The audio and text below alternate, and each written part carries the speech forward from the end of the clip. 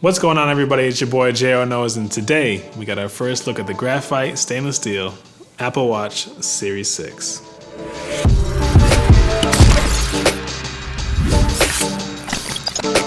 Last week, Apple had their annual September event, but this was the first time in a long time we didn't get any new information on some iPhones. But we did get this. I guess let's talk about what's new. First off the bat, it's kind of a weird one to start with, but it's Apple's packaging. If you notice, this Apple Watch packaging is actually slimmer, and that's because Apple's going away from shipping devices with a USB charging brick. I'm not really sure if that's more so to save money or if it's to save the environment, but Apple's going green in both ways, and I can stand behind it. On the other hand, Apple Watch still comes with the charging wire, so I'm pretty sure you have a bunch of bricks laying around your house that you can just plug it into to charge your watch. I don't really see an issue there. On the outside, we're presented with the same familiar look and feel of the Apple Watch. This is the Graphite Stainless Steel model, but it's a shade lighter than the space black.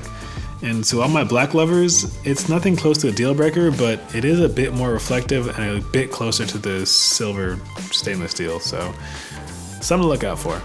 Apple also included a new blue color in the aluminum version. It's probably because the new iPhone is going to come in like this new dark midnight blue shade, so they could probably match.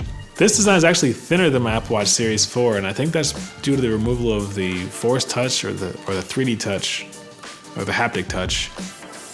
Or Apple, really? Enough about the exterior. Apple actually made more changes under the hood. First off, we get the S6 chip, which is based off the A13 found in the iPhone 11, so you already know it's going to be a lot faster and pretty much more efficient.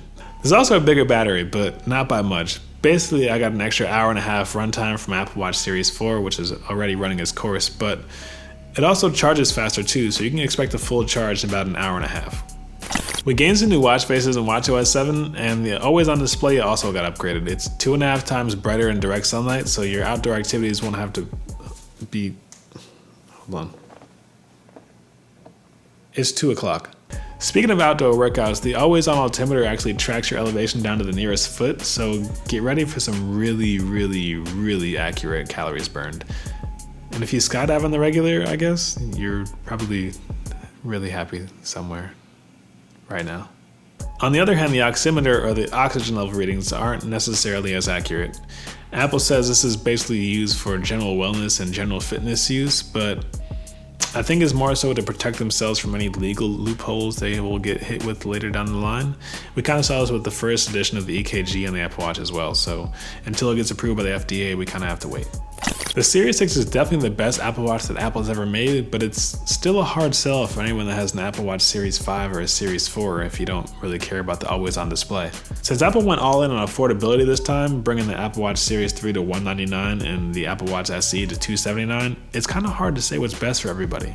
The Apple Watch SE is a great way into the Apple Watch ecosystem, and with the upcoming Apple Fitness workout program, it's going to see a bunch of new customers, especially since buying a new watch gets you 3 months free, and 3 months is enough to work off all the quarantine snacks. In all seriousness, the Apple Watch SE is over $100 cheaper than the Apple Watch Series 6, and if you're not really a stickler for all the big features like the always-on display, the blood oxygen levels, the EKG support, the U1 chip, 5 GHz Wi-Fi, if you're really looking for a nice activity tracker, the Apple Watch SE is definitely a great choice.